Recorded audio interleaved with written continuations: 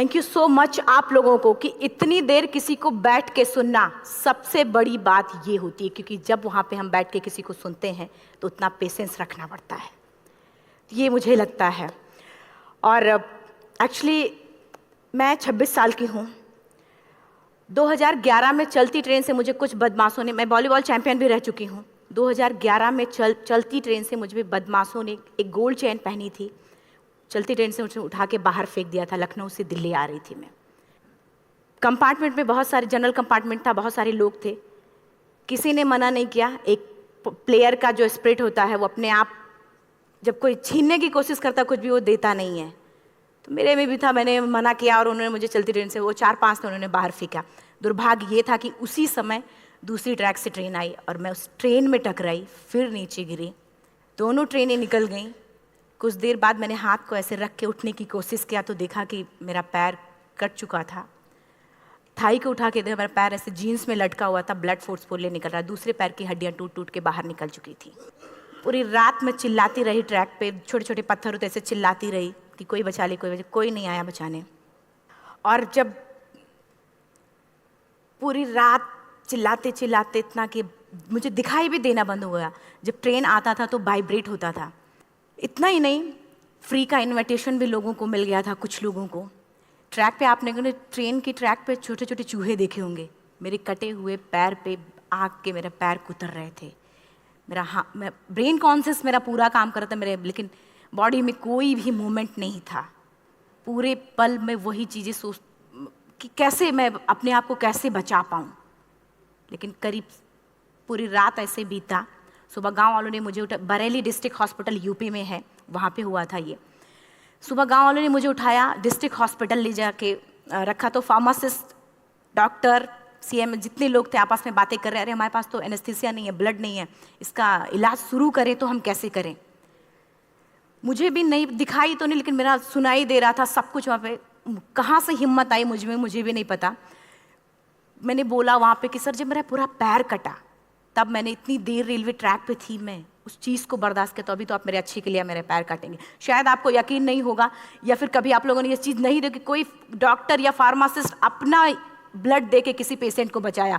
मेरी इस बात को सुनने के बाद वहाँ के डॉक्टर और फार्मासिस्ट दोनों ने एक एक यूनिट ब्लड दिया और मेरे पैर को बिना एनेस्थीसिया अलग कर दिया गया। आज भी मैं उस दर्द को महसूस करती हूँ, जब भी मैं जब बोलती हूँ तब मैं वो चीज़ें महसूस करती हूँ। उसके बाद जब बात मीडिया में आई, लोगों को पता चला कि रिमा नेशनल प्लेयर है, KGMC king George medical college Lucknow में एडमिट करा, लखनऊ से फिर sport minister, AIIMS trauma centre Delhi.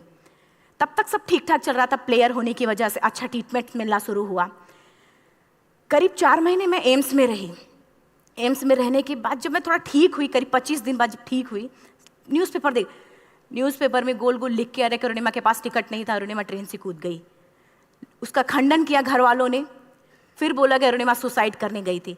जिस लड़की का शरीर का एक अंग कट चुका, पूरी जिंदगी का पता नहीं कि व्हील चेयर है, बैसाखी, या पता, यहाँ तक कि मेरे स्पाइन में 3 फ्रैक्चर था, मुझे ये भी नहीं पता था कि मैं बेड से उठ भी पाऊंगी कि नहीं। अंदाजा लगाया जा सकता, सिर्फ अंदाजा लगाया जा सकता है कि उसकी दिलो दिमाग पे क्या चल रहा होगा, उस परिवार की क्या स्थिति रही होगी, जब जिस परिवार की एक यंग एज लड़की का इस तरीके का सिचुएशन हुआ हो।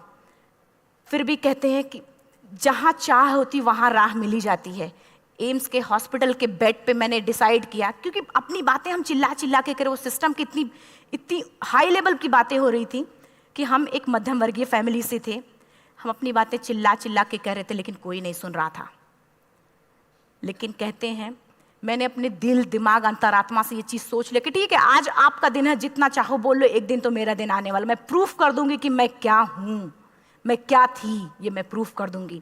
हॉस्पिटल के बेड पे डिसाइड किया वॉलीबॉल लाइफ का सबसे टफ गेम करना है, तब मैंने माउंटेनिंग चुना। जब मैंने माउंटेनिंग कहने और करने में बहुत फ़र्क होता है। जब मैंने माउंटेनिंग की बात सोची और लोगों के सामने, सबसे बड़ी चीज़ थी सही गाइडेंस में ट्रेनिंग लेना, दूसरा स्पॉन्सरशिप। इतना बड़ा एक साथ तो मैंने 40 से 50 लाख मैंने वाकई में कभी नहीं देखे थे पहले।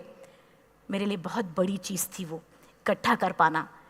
जब मैंने लोगों के सामने रखा कि मैं माउंटेनिंग करना चाहती हूँ, एवरेस्ट के लिए मुझे ट्राई करना है, हर किसी ने मुझे बोला कि क्या है, पागल हो चुकी हो क्या, तुम्हारा दिमाग खराब हो चुका, तुम कभी नहीं कर सकती माउंटेनिंग।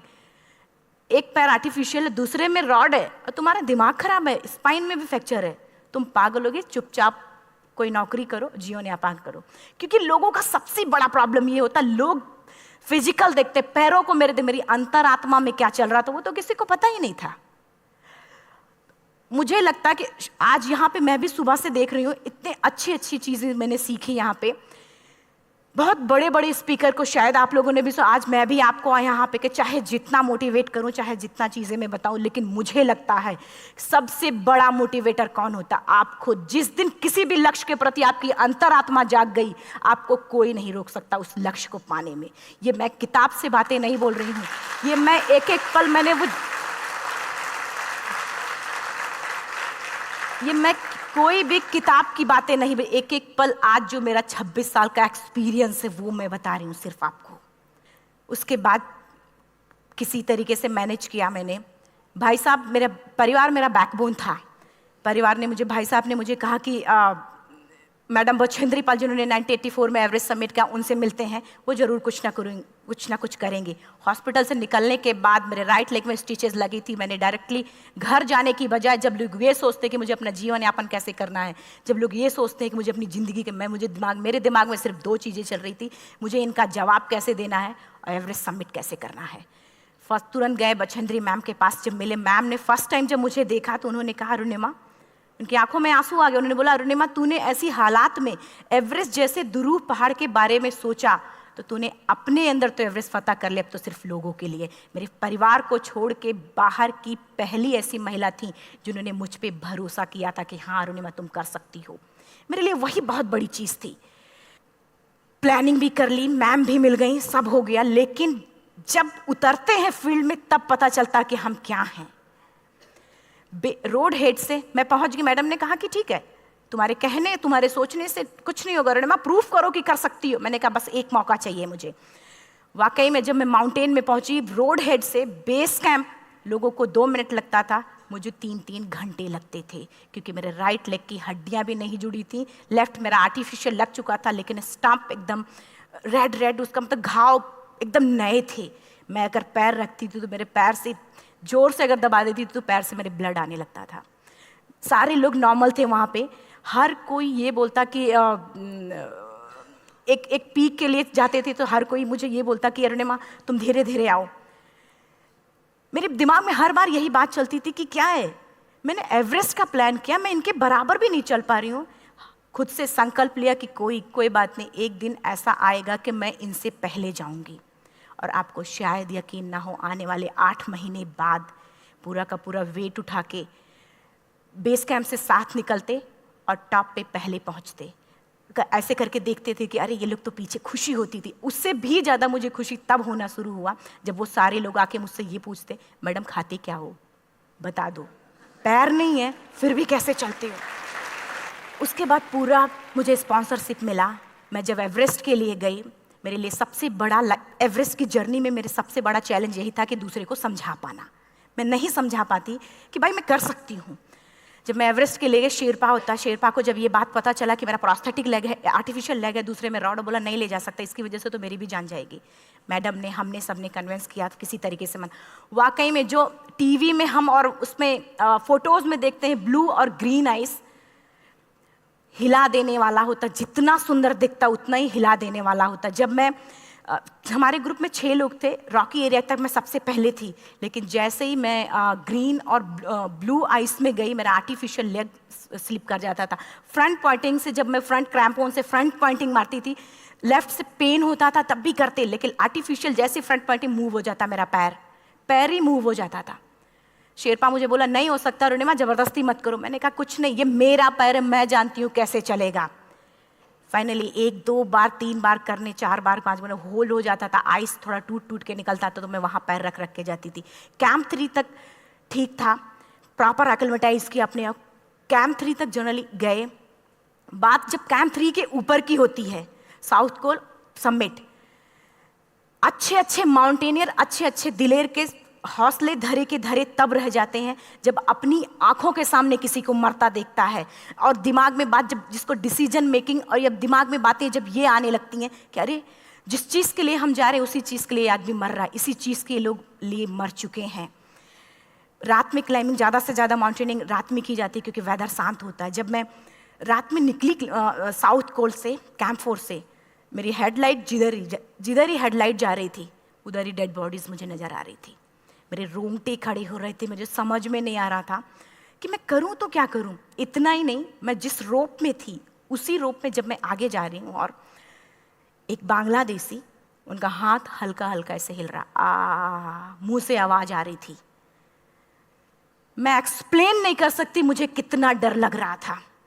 बार बार ये बार बार मन में आती, इसका ऑक्सीजन खत्म हुआ है, ये मर चुका है लास्ट सिचुएशन में, और हम कुछ नहीं कर पा रहे हैं, क्या करें। उसके बाद मैंने 10 से 15 मिनट सिर्फ मैं वहाँ खड़ी रही। मैंने सिर्फ इतना बोला कि अगर आप सभी में से सभी ने एवरेस्ट सबमिट कर लिया तब तो ठीक है, अगर नहीं सबमिट किया है मैं सबके लिए एवरेस्ट सबमिट करूँगी और जिंदा वापस जाऊँगी। क्योंकि जैसा हम सोचते हैं हमारी बॉडी उसी तरीके से जनरेट करना शुरू करती है। मैंने डेड बॉडी, क्योंकि जा ही नहीं सकते थे किनारे से, उसी रोप में वो एंकर है, डेड बॉडी को लांगी और लांग के जाना शुरू किया। हिलेरी स्टेप साउथ समिट के करीब जब मैं खुद पहुंची, मेरे शेरपा ने एक जोर से झटका मुझे दिया कि अरुणिमा वापस चलो, तुम्हारा ऑक्सीजन खत्म हो रहा है। हिलेरी स्टेप के बाद एवरेस्ट समिट है, थोड़ा चलने के बाद एवरेस्ट समिट है। अगर कोई आपसे ये बोले, आप अपने टारगेट के इतने करीब हो, अगर कोई आपसे ये बोले कि अरुणिमा वापस चलो, कैसा लगता है? मैंने भी यही बोला, सर क्या बोल रहे हो आप, मैं नहीं जाऊंगी वापस।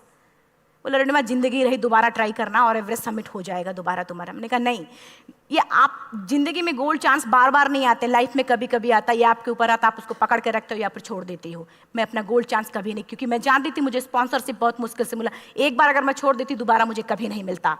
मैं बहुत अच्छी तरीके से जानती थी। मेरा फाइनली मुझे बछेंद्री मैम ने भी एक बार बात समझाई थी, मेरी माँ ने मुझे एक बात बताया था कि लाइफ में कभी कभी सिचुएशन ऐसी आती है जब सिर्फ आप अकेले होते हो, डिसीजन सिर्फ आपको लेना होता है। जहां पे भी होना, खड़े होकर हल्का सा पीछे मुड़कर देखना और ये सोचना कि आप एक एक कदम चल के यहां तक पहुंचे हो, सिर्फ अपना एक कदम आगे बढ़ाना, तुम देखना कुछ देर बाद तुम टॉप पे होगी। मेरे दिमाग में उनकी बातें वीडियो की तरह चल रही थी और सिर्फ एवरेस्ट का टॉप चल रहा था। मैंने शेरपा को पहले कन्विंस करने की कोशिश की कि भाई चल, कुछ नहीं होगा भाई चल। फाइनली जब वो नहीं माना, मैंने एक कदम आगे बढ़ाया, डिसीजन लिया कि नहीं जाना ही जाना है। आगे बढ़े, करीब 1 से 1.5 घंटे बाद मैं टॉप पे थी। और इतना ही नहीं, आज भी मैं जितनी बार बोलती हूँ उतनी बार मैं महसूस करती हूँ, मेरे रोंगटे खड़े हो जाते हैं, मेरा दोनों हाथ ऊपर करके जोर जोर चिल्लाने का मन कर रहा, कितनी जोर से चिल्लाऊं कि सबको बता दूं कि आज मैं टॉप ऑफ द वर्ल्ड पे हूं। उन लोगों को बता दूं जो लोग ये सोचते हैं, लड़की, दूसरे विकलांग, तीसरे मिडिल क्लास में, जो लोग एक बार हार के फिर दोबारा लड़ना नहीं चाहते, जो लोग हारने के बाद सोचते हैं कि हम दोबारा कुछ कर नहीं सकते, उन लोगों को मैं चिल्ला चिल्ला के टॉप से बताना चाहती थी कि नहीं, आप सब कुछ कर सकते हो, सिर्फ एक सोच की विकलांगता, हैंडीकैप आदमी यहाँ से होता है, यहाँ से नहीं। अगर यहाँ से जो आदमी विकलांग है तो नॉर्मल आदमी भी विकलांग है, जो अगर यहाँ से विकलांग है। चिल्ला चिल्ला के मैं बताना चाहती थी। मैंने शेरपा से कहा कि आप एक फोटो खींच लो, क्योंकि सारे लोग फोटो, अपना नेशनल फ्लैग का जो वैल्यू होती है ना, वो जो हम कहीं बाहर होते हैं तो पता चलता है। मुझे भी बहुत खुशी हो रही थी, फ्लैग को हग किया और बोला फोटो खींचो। बोला पागल हो गई है, तेरा ऑक्सीजन कभी भी खत्म हो जाएगा, नीचे चल। नहीं, फोटो खींच लो। फोटो खींचा उसने। वो तो अगली बार इतना तेज गुस्सा हुआ, मैंने उसको बोला कि भाई वीडियो भी बना ले। 8848 की हाइट पे ऑक्सीजन खत्म हो रहा है, आज हम भी हंस रहे हैं आप लोगों के साथ क्योंकि यहाँ पूरा ऑक्सीजन है। और 8848 की हाइट पे जब मुझे शेरपा, कोई भी शेरपा को बोलेगा भाई वीडियो बना, तो परेशान हो जाएगा, पागल हो चुकी, कि तुम मर जाए, यहाँ मैं जा रहा हूँ नीचे। मैंने कहा नहीं, कुछ नहीं होगा, आप बनाओ वीडियो। किसी तरीके से मैं 4-5 पेयर बैटरी रख के लेके गई कि डिस्पोजल कैमरा, एक अलग कैमरा, कि मतलब एक नहीं काम करेगा तो दूसरा करेगा, प्रॉपर प्लानिंग से। शायद आप लोग भी सोचो कि वाकई में लड़की को इतना बड़ा रिस्क लेने की क्या जरूरत थी, कि जिंदगी कभी भी जा सकती थी इसकी। लेकिन मैंने वो रिस्क लिया क्यों? क्योंकि मैं चाहती थी, कहीं ना कहीं से मेरे भी दिमाग में ये बात आ चुका था कि मैं जिंदा वापस ना जाऊं। मैं चाहती थी कि अगर मैं जिंदा ना जाऊं तो ये वीडियो मेरे इंडिया शेरपा से मैंने यही बात बोली, ये वीडियो अगर मैं जिंदा नहीं जाती हूँ, ये वीडियो मेरे इंडिया पहुँचा देना, मेरे यूथ तक चला जाएगा। क्योंकि मैं चाहती थी कि 11 अप्रैल 2011 को मेरा एक्सीडेंट हुआ, 21 मई 2013 10:55 पे मैं टॉप ऑफ द वर्ल्ड पे थी। ऑलमोस्ट 1 से 2 साल के अंदर कैसे यहाँ से मैंने ये चीज़, मैंने कभी भी कामयाब होने के, मेरी वो जिंदगी बन चुकी थी, मेरा जुनून बन चुका था, मेरा पैशन मेरा जिद बन चुका था। वो मेरा सोते उठते बैठते सिर्फ मुझे एवरेस्ट दिखाई जाए। और मुझे लगता है किसी को भी अगर अपना लक्ष्य पाना है, यहाँ से अगर वो पागलपन जब तक नहीं आएगा तब तक नहीं होगा। वो फाइनली उसने वीडियो बनाया। आप बोल रहे फटाफट अरुणिमा नीचे भागो। जब मैं टॉप पे थी तो कुछ लोग और भी थे, लेकिन 10:55 पे मैंने एवरेस्ट समिट, 11 बजे के बाद अगर कोई अटैम्प्ट करने की कोशिश करता है उसको सुसाइड अटैम्प्ट बोलते हैं। जैसे ही मैं नीचे चलना शुरू की, मैंने कहा भाई हाँ चल नीचे चलते हैं। ज़्यादा से ज़्यादा मौतें नीचे आते वक्त होती हैं एवरेस्ट पे। जब मैं नीचे आ रही हूँ, थोड़ा दूर ही मैं नीचे चली थी, मेरा ऑक्सीजन पूरी तरीके से ख़त्म। सिर्फ अंदाज़ा लगाया सकता कि जब ऑक्सीजन ख़त्म हुआ क्या परिस्थिति रही होगी। मैं ऐसे नीचे गिर गई और शेरपा मुझे बोल रहा कि अरुणिमा मुझे यकीन नहीं था कि तू एवरेस्ट सबमिट कर पाएगी, लेकिन फिर भी तूने किया। मैं चाहता हूँ कि अरुणिमा जिंदा चल, तू वापस उठ, खड़ी हो। मुझे खड़ा करने की वो कोशिश कर रहा था बार बार, मैं खड़ी नहीं हो पा रही थी, वाकई में दम ही नहीं था। लेकिन फिर भी कहते हैं कि जैसे हमारे नियम होते हैं वैसे ऊपर वाले के भी नियम हैं। उसकी लिस्ट में जब मेरा नाम नहीं है तो वो मुझे नहीं ले जा सकता। अगर दूसरी चीज़, मेरा कॉन्सेप्ट एकदम क्लियर हो चुका था। जब रेलवे ट्रैक पे मैं थी, रेलवे ट्रैक पे 7 घंटे में पड़ी थी, 49 ट्रेन अप डाउन हुई थी, तो मेरा कॉन्सेप्ट एकदम क्लियर हो चुका था। इसका मतलब है कि ऊपर वाले ने अगर मुझे कुछ बचाया है तो कुछ ना कुछ इतिहास रचने के लिए बचाया है। मैंने पॉजिटिव तरीके से सोचा। और उसी समय एक ब्रिटिश क्लाइंबर नीचे से ऊपर आ रहा था और उसके पास 2 ऑक्सीजन, तो उसने एक को वहीं फेंका और दूसरे को लेके नीचे जाना शुरू किया क्योंकि वेदर ख़राब था। मेरा शेरपा मुझे एंकर किया और जाने लगा नीचे, और वो फटाफट उसको लेके आए, मुझे लगाया। उसने बोला अरुणिमा तू बहुत लकी है कि तुझे यहाँ पे ऑक्सीजन मिला है। वाकई में ऊपर वाला भी चाहता है कि तू जिंदा रहे। वो मुझे बार बार लकी लकी बोल रहा था। शायद आप लोग में से भी कोई होगा कि जो लक और भाग्य जैसी चीज़ों पे यकीन करता हो, या पता नहीं भी। मैं किसी की भावनाओं को ठेस नहीं पहुंचाना चाहती, लेकिन मैं इन किसी भी चीज़ों पे भरोसा नहीं करती, क्योंकि मेरा मानना है कि लक भी उसी का साथ देता है जिसके अंदर जीतने का जज्बा है। अगर आपके अंदर जीतने का जज्बा नहीं है, चारों तरफ सिर्फ बहाने होते हैं, सिर्फ बहाने, इतना सारा एक्सक्यूज होता है। शायद मैं भी अगर वापस आ गई होती तो मैं बोल देती मेरा ऑक्सीजन खत्म है, कोई मुझसे पूछने ना बचेंद्री मन, ना मेरा परिवार, कोई भी मुझे पूछने नहीं आता। लेकिन क्या कभी मैं अपने आप को समझा पाती? कभी नहीं। फाइनली जो भी था, लक भाग्य किस्मत में नीचे आ रही थी, बहुत खुश थी। माउंटेन, डेड बॉडीज, मेरा शेरपा, ये लोग थे। मैं किसी से शेयर भी नहीं कर पा रही थी कि अरे मैंने एवरेस्ट सबमिट किया, किसी से शेयर भी नहीं कर पा रहे थे। फटाफट मैंने नीचे हील मार के, हमारे से हील मार के नीचे आ रहे थे। एकाएक मेरा प्रोस्थेटिक लेग, पूरा का पूरा लेग ही निकल गया। -60 डिग्री तक टेम्परेचर डाउन हो जाता है एवरेस्ट पे। मेरा हाथ वगैरह ये सब ऐसे मूवमेंट, ऐसे मुड़ नहीं रहा था, ब्लड निकलने लगा था, ये सब यहाँ था। मुझे शेरपा से मैं बोल रही हूँ कि ऑलरेडी मेरा पैर कटा हुआ है, अगर दिमाग में ये बात है कि मेरा हाथ भी काटना पड़ेगा, कैसा लगेगा मेरा दिमाग। क्योंकि ये ऐसा मूवमेंट, रेड 3 स्टेज होती हैं। रेड मेरा हो चुका था, रेड, ब्लैक, ब्लू, ब्लैक हो तो काटना पड़ेगा। तो बार बार मैं बोल रही हूँ शेरपा से कि भाई हाथ मेरा कुछ हो रहा है, इसमें मूवमेंट नहीं हो रहा है, यहाँ सबसे ब्लड हो रहा है। बोला अरुणिमा कुछ नहीं, जितना नीचे जाएंगे उतना अच्छा होगा।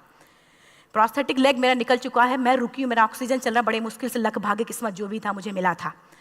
शेरपा मेरे आगे है, लास्ट मोमेंट तक वो मुझे बोलेगा, अगर वो मैं नहीं चलती वो मुझे छोड़ के चला जाए। गलती उसकी भी नहीं होती, क्योंकि वो क्या करे क्लाइंबर की वजह से, या तो अपनी जान वो भी दी, गलती उसकी भी नहीं है। लास्ट में मेरी आंखों से आंसू निकलने लगा। मैंने सोचा क्या करूं अब, रोने अपने आप आंसू ने कहीं ना कहीं से आ ही जाता है। दूसरे पल मुझे समझ में आ गया कि रोने धोने से कुछ नहीं होगा। मैंने आंसू को पोंछा और रोप, जो मेरी रोप थी, रोप को पकड़ा, दूसरे हाथ से आर्टिफिशियल लेग को, पैर को घसीट के चलना शुरू हो गया, क्योंकि मेरे पास यही था। ये तो दूसरा था, गिव अप कर दो ही चीज़ थी। पैर को घसीट चलना शुरू हुआ। कुछ दूर नीचे चलने के आने के बाद रॉक था, उसमें घुसे, पैर को खोला, सही किया, फिर नीचे चलना। Camp 4 to summit to camp 4 3500 feet है, और इसमें टोटल जनरली लोग 16 से 17 घंटे में सबमिट कर लेते हैं। मुझे टोटल 28 घंटे लगे थे। हर माउंटेनियर, चाहे बाहर का या फिर इंडिया का, हर किसी ने ये मान लिया था कि अरुणिमा जिंदा वापस नहीं आएंगी। हर किसी ने ये चीज़ मान लिया था। लेकिन मुझे लगता, जब मैं वापस साउथ कोल पहुंची, जब मैं टेंट का जिप खोला, मैंने हर किसी ने कहा कि अरे तू यहाँ है, हम तो सब सोच लिए थे तू चली गई। हर किसी ने ये बोला था। फिर सब खुशी मना रहे थे हम सब। देखिए, ये सब बताने का मेरा सिर्फ एक मकसद था कि सब कुछ हम में है, हम जैसा चाहें वैसा कर सकते हैं। ऑलरेडी टाइम हो चुका है। मैं एक चार लाइन की पंक्ति सिर्फ बोलूँगी। मैं एक्चुअली, मेरा एम है कि मैं वर्ल्ड के जो कॉन्टिनेंट हैं, कॉन्टिनेंट के हाईएस्ट पीक समिट करूं। एशिया का एवरेस्ट हो चुका है, अफ्रीका किलिमंजारो हो चुका है, यूरोप का एल्ब्रूस हो चुका है। 23 नवंबर को मैं जा रही हूँ ऑस्ट्रेलिया हाईएस्ट पीक के लिए। बस आप लोगों की गुड विशेस चाहिए। और 4 लाइन, अभी तो इस बाज की असली उड़ान बाकी है, अभी तो इस बाज की असली उड़ान बाकी है, अभी तो इस परिंदे का इम्तहान बाकी है, अभी अभी मैंने लांघा है समुद्रों को, अभी तो पूरा आसमान बाकी है। Thank you so much. Thank you.